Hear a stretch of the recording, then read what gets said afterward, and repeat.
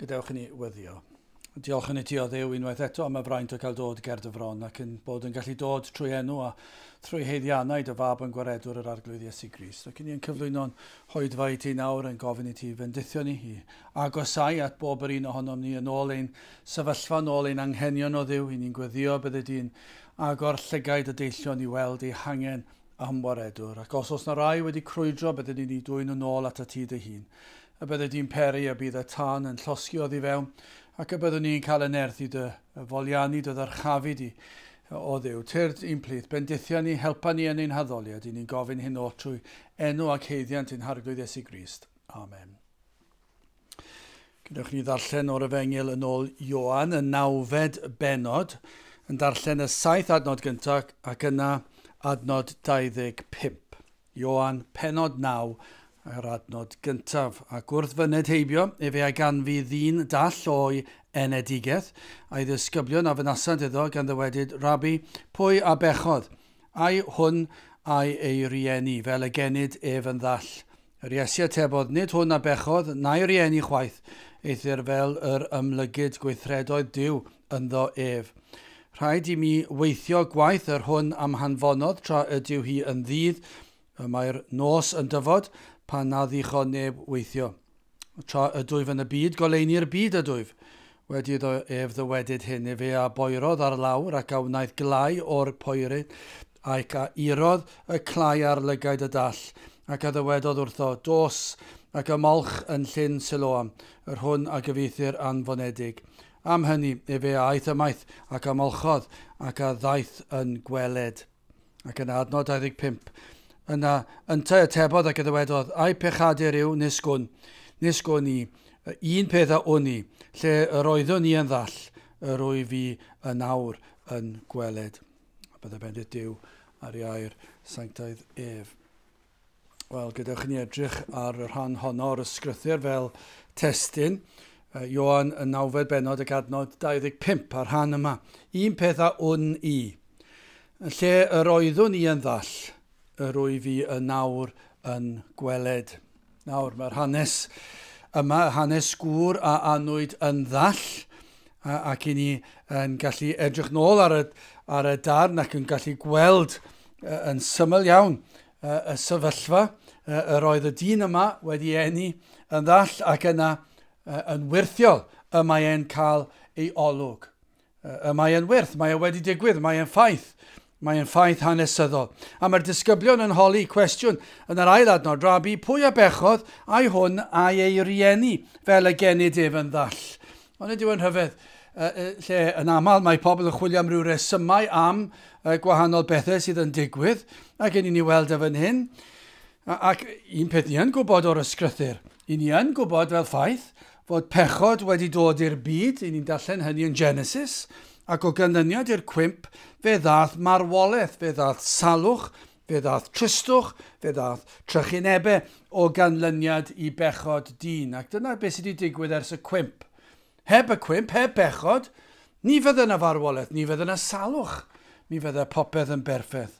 Ond oherwydd pechod dyn, fe ddath y pethau yma. Ac felly, dallineb ac methu clywed a'r holl bethau yma ni'n gallu disgrifio sydd yn bethau anodd i wynebu.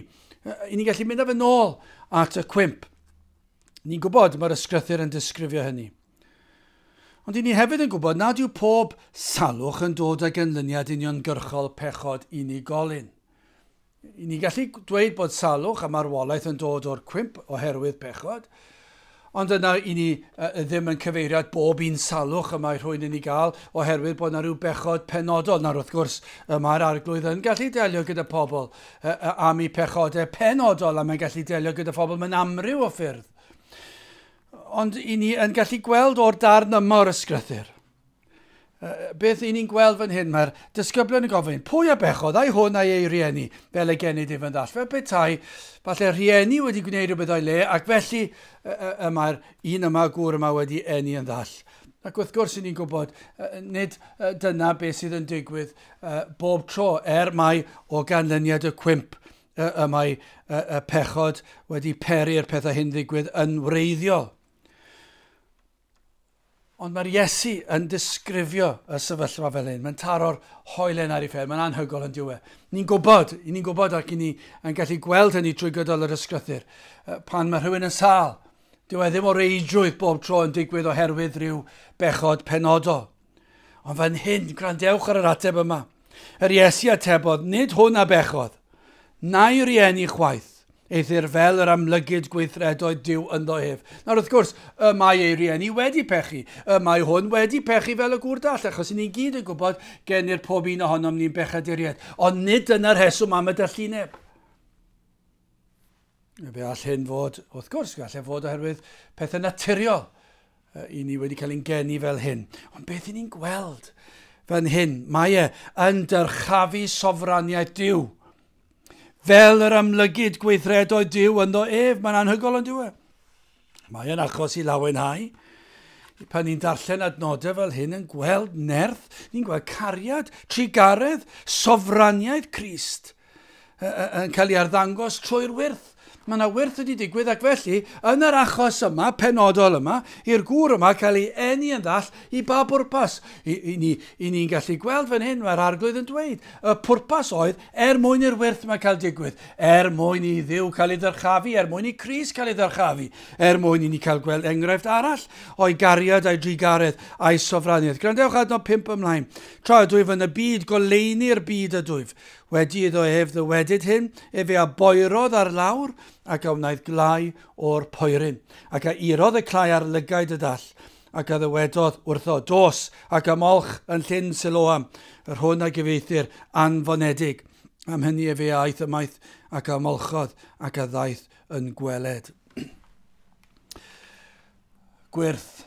Ffaith i hyn ddigwydd. Iachawd Iesu Grist y dyn dall. Ac yna, i ni'n gallu darllen mae'r benod, mae yna ddisgrifiad manwl yn y benod hon, llawer o adnodau'n disgrifio'r digwyddiadau, ac i ni'n gallu darllen ymlaen ymholod llawer sut cafodd hwn ei olwg yn ôl. Y Phariseaid fel llawer heddi'n chwilio am resymau i wrthod yr Iesu, ond i ni'n darllen ar ôl i ymholiadau, a trwy eu hymholiadau nhw, maen nhw'n dangos cyflwr eu celonnau, bod eu celonnau nhw'n llawn casineb tuag at Iesu Grist. Ddim yn llawenhau oherwydd y wyrth yn chwilio am reswm i ferniadu. Ni'n gallu gweld yn yr ymatebion amrywiol adnod 27. Yn te atebodd iddynt, mi addywedais i chwi eisoes, ac ni yw'r andawsoch. Pam yr ydych yn ewyllysio clywed a chefn? Ydych chwythau yn ewyllysio bod yn ddisgyblion iddo fe? Ac eto ni'n gweld adlywyrchiad arall o'i casineb adnod 28, hwythau a difen wasant ef. Ac a ddywedasant, tydi sy'n ddisgyblydd o ef, eithir disgyblion Moses, ydym ni, mae'n anhygol yn diwedd. Mae'n ofnadw. Y mae hwn oedd yn ddall nawr yn gallu gweld, a dyma'r agwedd maen nhw'n ei ddangos. Adnod 34, hwy a tebasant ac a ddywedasant wrtho mewn pechodau y ganwyd ti oll, ac a wyt ti yn ein dysgu ni, a hwy a'i bwriasant ef allan. Yn gallu siarad â hwn yn y fath ffordd a dyrchafu hunan a be maen nhw'n wneud i bwrw ef allan.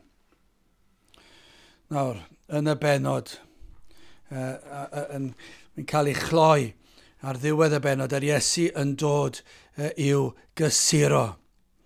Ac yna y dyn dall yn datgan ei ffydd yn yr un a iachawdd ef. Dyna sut mae'r benod yn cael ei gloi. Wel, darllenwch y benod, mae'n benod cyffroes iawn, mae'n llawn rhyfeddodau, mae'n gysur, mae'n werth i ni ddarllen, mae yna lawer o wersi yna, ond dwi eisiau cyffwrdd ar rhai agweddau. Hoffwn ni yn gyntaf edrych ar y gyflwr trienus yma, yr oedd y gŵr yn ddi. Yna iachad dwyfol ac yn olaf datganiad o ffydd. Wel, y cyflwr trienus yma. Mae'n anodd dychmygu unrhyw un yn dadlau gyda'r ffaith yma, mae cyflwr trienus oedd y gŵr, roedd y dyn yma yn ddi. Yr oedd e wir yn gwynebu rhywbeth anodd, o'i enedigaeth y ganwyd yn ddall. Doedd ganddo ddim syniad o unrhyw beth o'i amgylch e.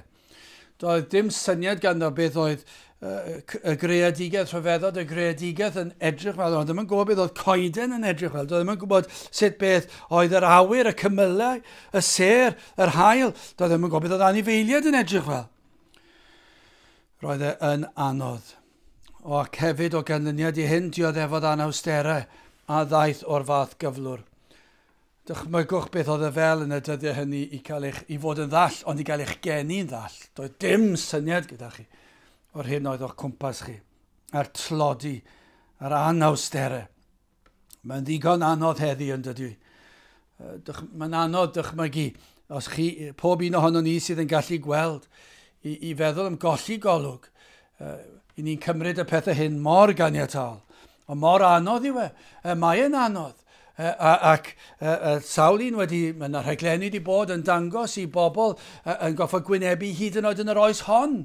Anhawsterau, lle mae yna un oed y pafin a'r lonydd a'r siopau ac yn y blaen. Pob math o bethau sydd yn gallu achosi trafferthion a pobl sydd wedi cynllunio ddim wedi meddwl ymlaen am bobl bydde'n gwynebu anhawsterau. Felly mae'n ddigon anodd heddi, ond dychmygwch beth oedd e fel 2000 o flynyddoedd yn ôl.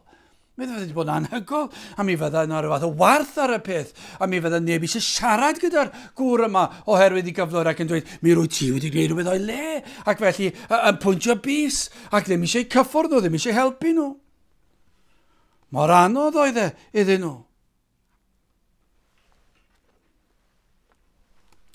Mae'n driennus yn diwe, ond onid yw e'n ddarlun o gyflwr dyn, pob un ohono ni wedi cael ein geni, o ganlyniad y cwymp.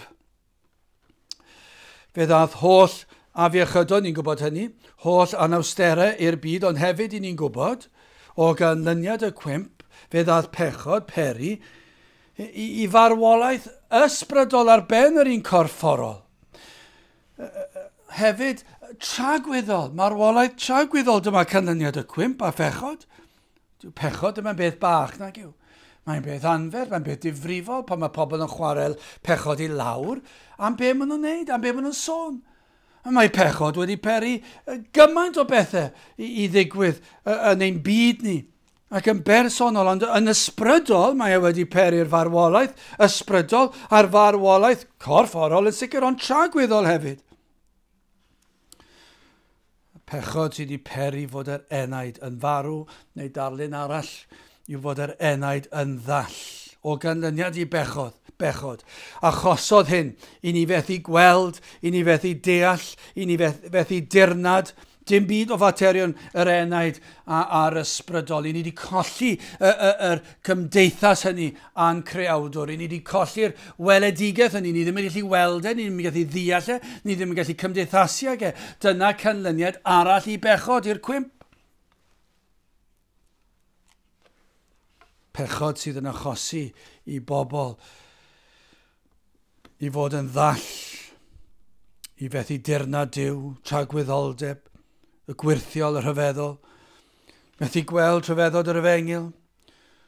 Mae'n fel y Phariseiaid yn chwilio am rhywbeth i ferniadu y sawl sy'n credu'r fath beth. Ond nid yw hwnna'n wir. Dyna beth mae pechod wedi peri. Mae wedi peri dallineb a mae wedi peri i bobl i gysau unrhyw beth i wneud gyda'r gwirionedd.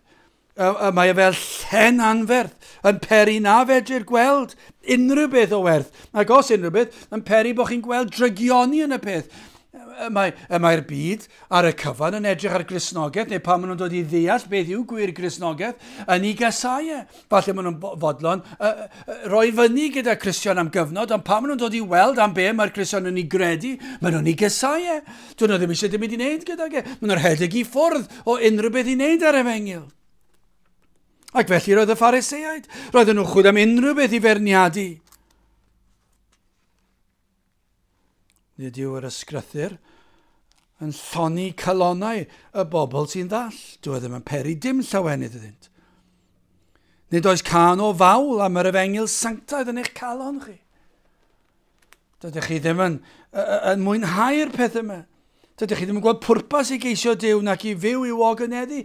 Mae meddwl am fyw i ogoneddu Duw yn y ffordd mae'r ysgrythyr yn ei ddisgrifio fe yn llawn treialon ac yn faich i chi. Mae e'n rhywbeth sydd yn fwrn. Plant wedi cael ei magu ar aelwydydd Cristnogol mor aml yn gwrthryfela yn erbyn y peth, yn enwedig os ydy'r rhieni yn magu'r plant ac yn eu ceisio i harwain nhw i ffwrdd o bechodau'r byd. Ac yna mae'r natur ddynol yn gwrthryfela yn erbyn hyn, ddim yn fodlon ac yn ei weld yn gas ac yn greulon. Mae dyn naturiol, dyn sydd yn ddall yn ysbrydol, am fyw i fodloni dyheadau ein hunan. Mae mor wir o lawer heddiw yn diwe, ond nid yw'n wir am y mwyafrif o bobl yn byw i'n hunan. Hyd yn oed os i ni'n helpu pobl eraill mor aml, yr hyn sydd y tu ôl i'r peth, y cymhelliad yw i ddyrchafu ni, i ni'n ei weld yn y byd, i ni'n ei weld hyd yn oed ymhlith yr rhai sy'n profesu Cristnogaeth. I ni'n gweld pobl yn cyhoeddi'r pethau ni'n neud. I ni mor rwydd yn gosod y mewn, gyda llaw, fe wnes i hwn i helpu rhywun. Fe wnes i wneud hyn, fe wnes i bryd o fwyd, fe wnes i helpu nhw fan hyn, ac i ni yn gadael i bobl i wybod, dim ond gwybodaeth, dim ond mwyn i chi wybod beth eisiau chi wneud, ond wrth gwrs i ni'n gwybod, os i ni'n onest, bod ni eisiau cael ein dyrchafu. Byw i'n hunan yw hwnna, mae'r byd yn ei wneud y tro amser. Mae hyd yn oed pobl crefyddol yn ei wneud e.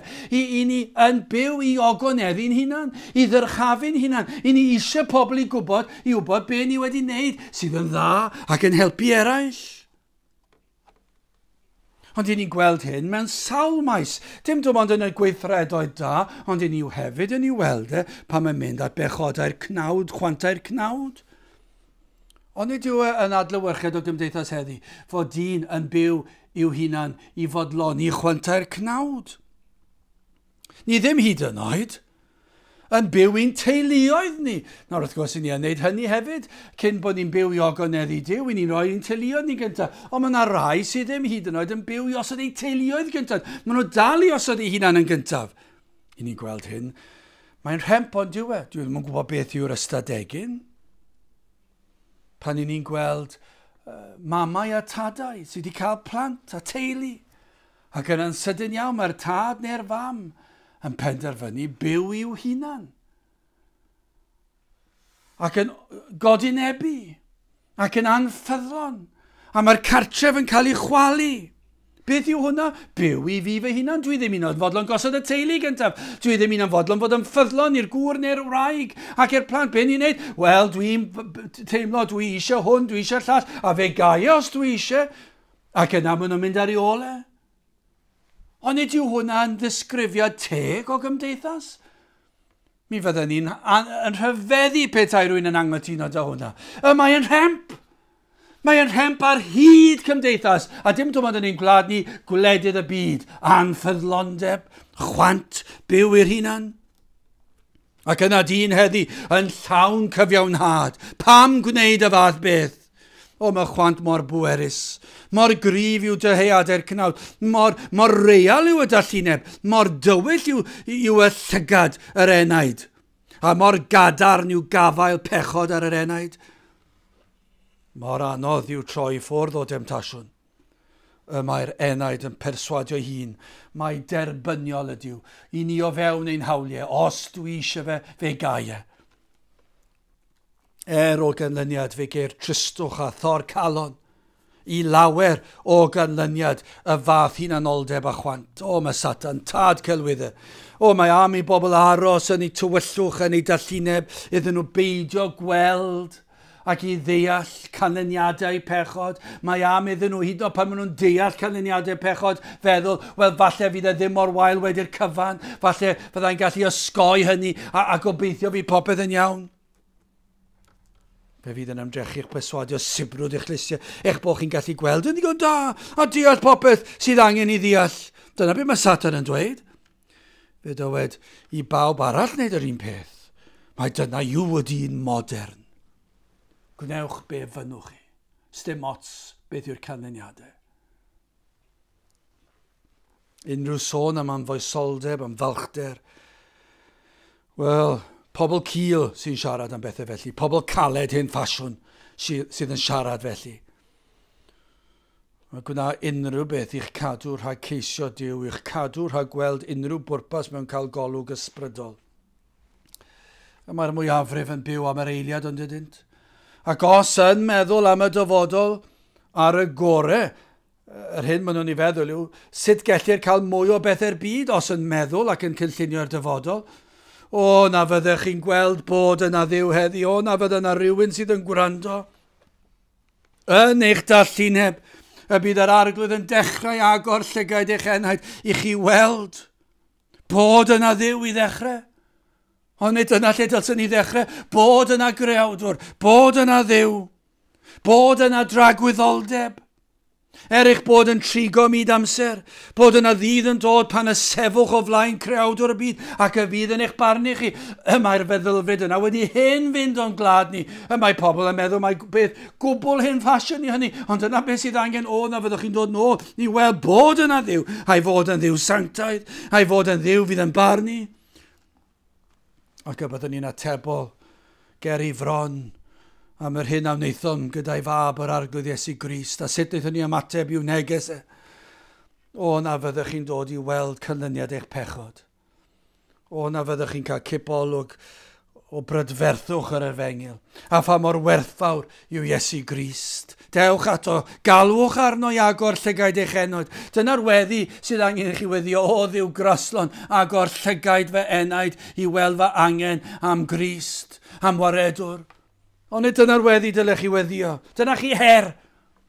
Chi sydd yn meddwl bod chi mor gywir. Chi sydd yn meddwl bod dilyn y llwybr i chi yn ddi mor iawn. Bod chi yn eich darluneb a chi ddim yn ei weld e. Dyma chi her. Gweddiwch y weddi yma te. O ddiw graslon. Agor llygaid fe enaid i weled fy angen am Grist.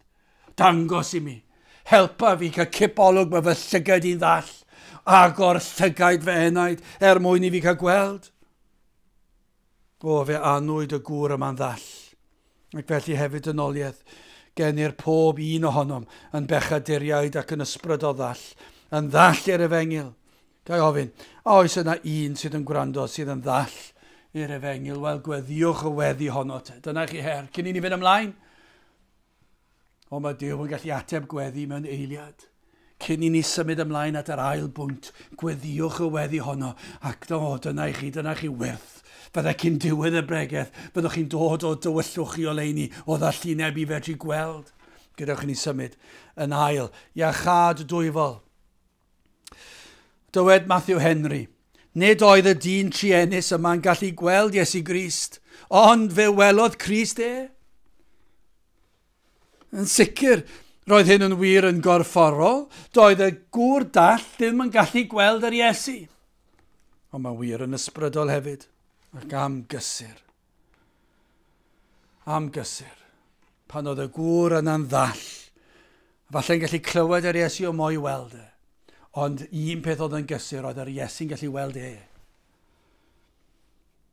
Falle bod yna rhywun sydd yn gwrando nawr, neu rhywun sydd wedi hen droi cefn ar Iesu Grist. Ac efallai nawr ddim yn agos i wrando ar yr oedfa hon. Efallai ymhell yn ymderoedd tywyllwch y byd. Efallai wedi teithio'n bell, efallai yn byw yn agos, ond mor galed. Efallai mewn cartref nawr lle mae rhywun yn gwrando ar yr oedfa hon. Efallai nhw yn ei stafell gwely a ddim yn fodlon dod lawr i wrando. A i caledwch gwrando rhyw gerddoriaeth a flafar. Neu efallai'n gwylio pethau na ddylsyn, neu efallai'n darllen rhywbeth, neu'n gweithio, neu'n gwylio gêm bêl-droed, neu rhywbeth yn gilydd. Ond un peth sy'n sicr, dyn nhw ddim eisiau gwrando ar y neges yr efengil. A dim bwriad troi ato. Dyma beth sy'n anhygol. Na dyn nhw'n gallu gweld yr Iesu nag eisiau weld e. Mae'r Iesu'n gallu gweld nhw. Y gallai'r Iesu agosau at rhywun nawr. Chi sydd falle yn gwrando yn eich darluneb, yn eich gwrthodiad. Ac i'r rhai sydd yn bell o gliw y neges yma, efallai nawr y bydd yr ysbryd glân ar waith, yn ei dwysbigo nhw, yn ei cyffwr nhw, yn agor mymryn bach ar llygaid yr enaid yna, i gallu gweld rhywbeth, i gofio rhywbeth, o'i plentyndod nhw, i gofio gweddi mam neu tad, i gofio rhyw adnod y dysgo nhw mewn ysgol Sul, gwers ysgol Sul, efallai rhyw neges bregeth, glywson nhw. Y bydd yr ysbryd glân yn eich arwain chi. O, llawn gras yw'r Iesu, llawn trigaredd. Gallwch fod yn eiddo i Grist nad ydych nawr yn ei geisio. Dyna pam daeth Iesu Grist. Mae'n dweud yn yr benod yma, daeth Iesu fel goleini'r byd, i alluogi bobl i weld o fewn y tywyllwch i weld a'i llygad ysbrydol. Mae gan Iesu Grist y nerth a'r awydd i roi'r fath olwg i chi heddi. Gallai'r Iesu iachauodd y dyn yma o'i gyflwr. I ni'n gwybod hynny, a ni dal i gredu hynny. Mae'r Iesu'n gallu gwneud gwirthiau corfforol. Mae'n gallu dweud y gair, mae'n grawdwr y byd. Dim ond dweud y gair sy'n rhaid ac fe fydd rhywun yn cael ei iachau. Ni'n credu hynny, os yn ei sofraniaeth a'i wyllus ef. Ond mwy na hynny. Mae'n gallu gwneud gwirthiau i'r enaid. Gallu iachau enaid dyn.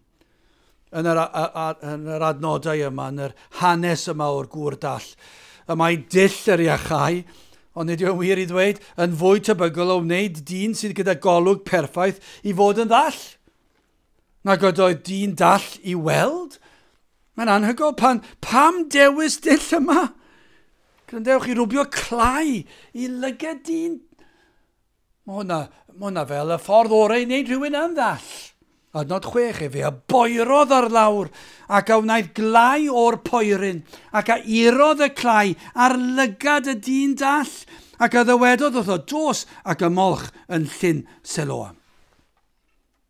Ar doedd dim priodweddau iachusol yn gynhenid yn y clai na'r poer. Gallai'r Iesu fod wedi cyffwrdd ar claf yn unig. Ni'n gwybod hynny. Fe allai'r Iesu hefyd wedi rhoi gorchymyn o iachad, dweud y gair, a bydde fe wedi gallu cael iachad.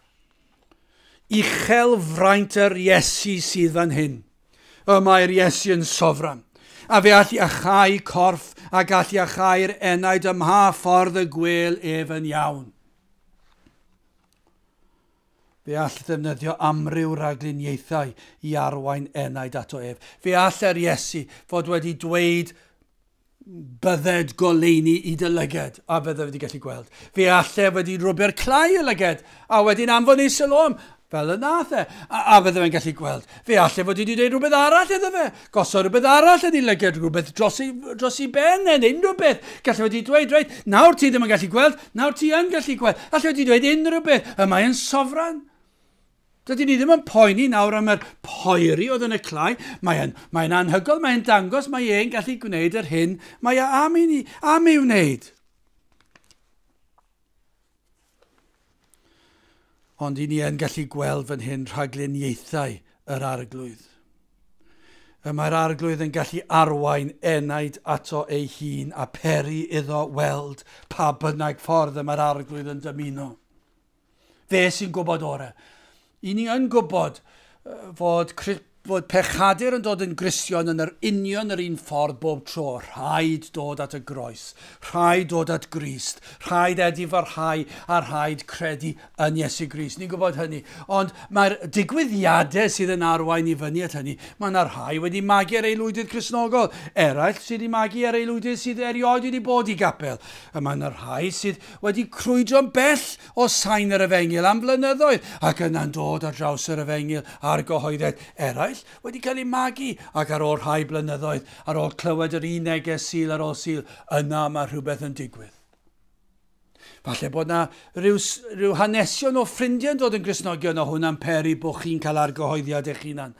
I eraill, maen nhw'n darllen rhyw lyfr ac yn darllen tystiolaeth rhywun arall i rhywun arall. Mae'n gwylio'r newyddion. Fi'n cofio fel plentyn yn aml yn gwylio'r newyddion ac yn clywed am tragedi oedd yn digwydd, rhyw long oedd yn suddo neu wyren neu beth bynnag, ac yn dychryn.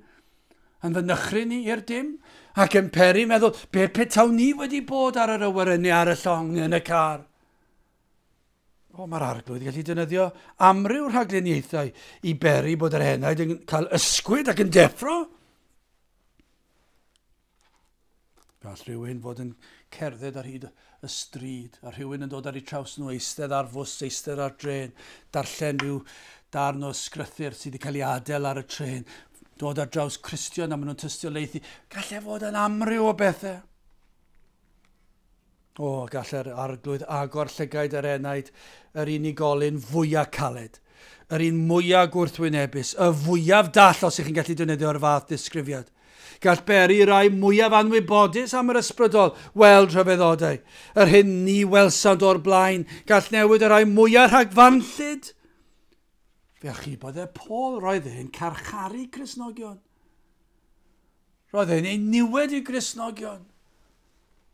Ac fe agorwyd i lygad ef.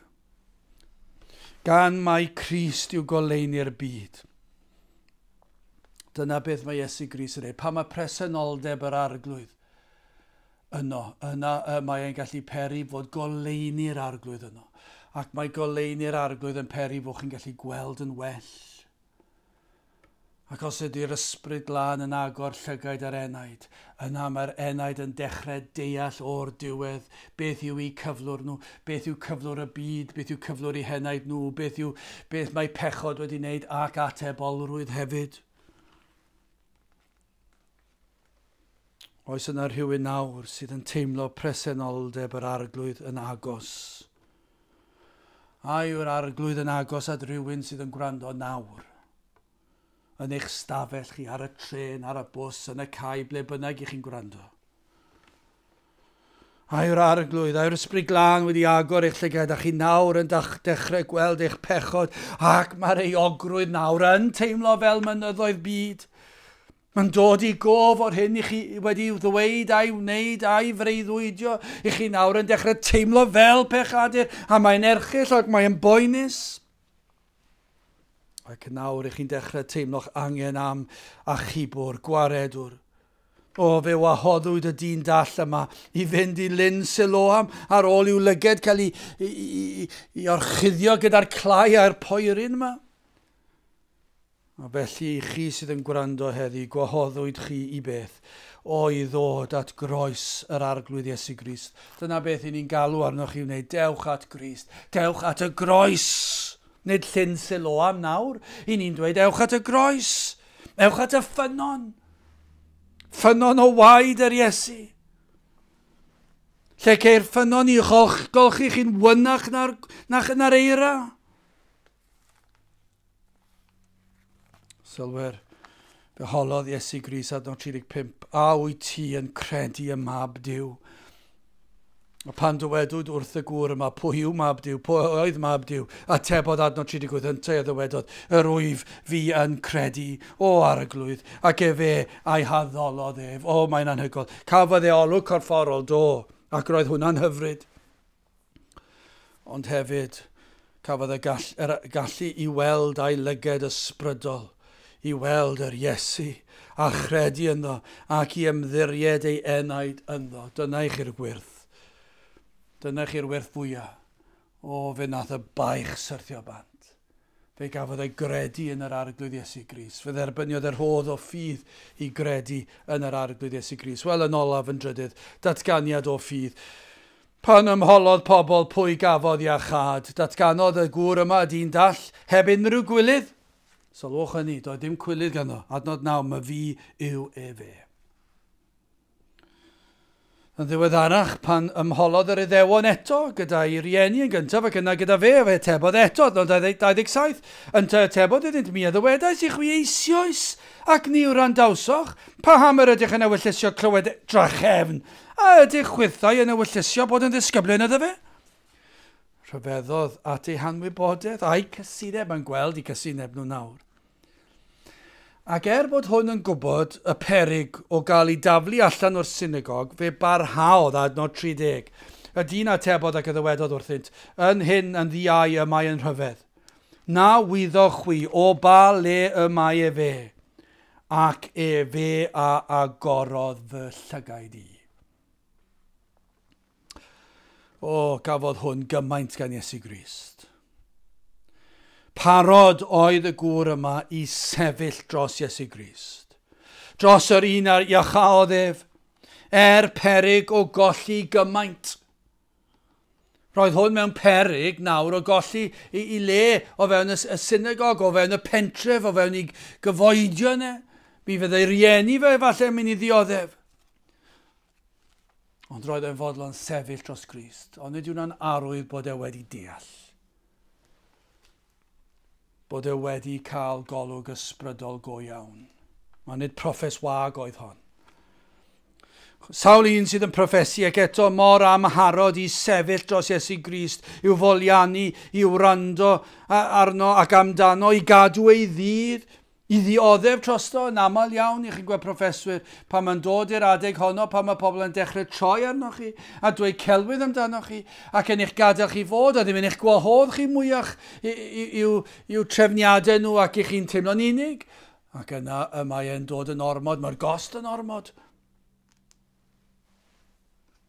O, roedd hwn wedi deall. Roedd e'n gwybod beth oedd y peryg, roedd y Phariseiaid allan amdano, allan am waed yr Iesu. Mae fydden nhw allan am ei waed hefyd. Maen nhw'n dangos i cysinebau celedwch. Ni yn gweld yn dydyn ni cysineb yr Iddewon y byd tuag at unrhyw beth sydd yn ymwneud â Duw, y gwir Dduw hynny yw. O, mae'r crefyddol y byd, does dim ots gyda nhw pobl sy'n credu mewn Duw. Ond pan mae pobl yn credu yn Duw, y Beibl, mae'n wahanol. Yr Efengil Sanctaidd, dyna beth sydd yn peri at gasedd ac yn i ni weld be ddigwyddodd. Taflwyd y dyn allan. Mae wedi cael ei wneud yn iach, mae'n gallu gweld ac oherwydd hynny mae'n cael ei daflu allan. Dyw e ddim yn gwneud synwyr, ond mae gwrthwynebiad y pechadur tuag at yr Efengil, dyw e ddim yn gwneud synwyr achos mae'r peth yn hirt, ond eto i gyd mae yn gwneud synwyr achos maen nhw'n ddall. Dyn nhw ddim yn ei weld maen nhw'n ei gysau mae'r goleuni'n brifo'r llyged, mae e'n atgas iddynt. A dyna beth ni'n gweld fan hyn, a tro ar ôl tro ni'n gweld yn y byd. Ond roedd hwn am sefyll dros Grist. Ac eto ni'n gweld trigaredd a chariad Iesu Grist, achos beth nath Iesu Grist ath e'n syth ato. Ymholodd yr Iesu os y credodd y mab Duw, a dywed wrtho mae fe, ydoedd mab Duw, am ddatganed yr wyf i yn credu o arglwydd, ac fe a'i haddolodd ef. O, am rai sydd yn dod i gredu fel hwn. O, mae angen rhai fel hyn heddi. Rhai sydd wedi deall yr Efengil ac wedi camu o'r byd a sefyll dros Grist. Mae Satan, y byd, am dywelu proffes y saint, am beri am heion a chwestiynu. O, am nerth i sefyll. I gyhoeddi ein bod yn eiddo i Grist. I ddatgan yr hyn a wnaeth Iesu Grist trosom, ei fod wedi marw trosom, ei fod wedi byw bywyd perffaith yn ei lle, ei fod wedi'n golchi ni'n wynach na'r eira, ei fod wedi'n maddau ni ein holl bechodau, corffennol, presennol, dyfodol hyd yn oed, ei fod wedi mabwysiadu i'w deulu. Mae e'n waredwr ac yn arglwydd trosom. O na fyddwn ni'n fodlon datgan hynny. O na fydd rhai yn gallu ymuno ar dyn dall yma a dweud heddiw yr wyf fi yn credu o arglwydd. Ac fe a'i haddolodd ef. O na fyddwn ni'n cael gweld hynny. O na fyddwn ni'n cael gweld rhai sydd wedi cael profiad o'r Ysbryd Glân yn agor eich llygaid i weld eich pechod ac yna trwy ras eich bod eich llygaid chi'n agor fwy a chi'n gweld bryntni'ch pechod o nawr chi'n gweld y groes a chi'n gweld goleini'r groes ac chi'n gweld y ffynon sydd i agor ac chi'n rhithro ato ac falle bod chi'n baglu ar hyd y ffordd mae'r Ysbryd Glân i'ch arwain chi ac yn arwain chi a droed y groes ac wrth droed y groes chi'n cael eich golchi'n wynach na'r eira ac chi'n codi'ch llygaid tuag at y mynyddoedd o'r lle y daw eich cymorth ac chi'n gweld, o, Grist, dwi'n credu yn y ti, yr wyf fi yn credu o arglwydd. Ac fe a'i haddolodd ef, ac a safod drosto, ac a ddatganodd i bawb, mae hwn a chibodd ac a iachawdd o am rai felly heddi. Am dystiolaeth, un peth a o'n i, lle yr oeddwn i yn ddall, yr wyf fi nawr yn gweled. O, dyna chi dystiolaeth. I ni'n gallu dweud hyn, falle bod yna lot o ofnau a phryderon, ond i ni'n gallu dweud hyn. I ni'n gallu dweud hyn gyda'r gŵr dall yma. Un peth i ni'n gwybod. Lle yr oeddwn i'n ddall. Yr wyf fi yn nawr yn gweled. Pam? Mae'r arglwydd Iesu Grist wedi fy maddau, wedi fy ngolchi, wedi agor llygaid fy henaid. Ac y nawr yr wyf yn eiddo iddo ef. Yr wyf fi yn credu o arglwydd. Ac fe a'i haddolodd ef. Gadewch i ni weddio.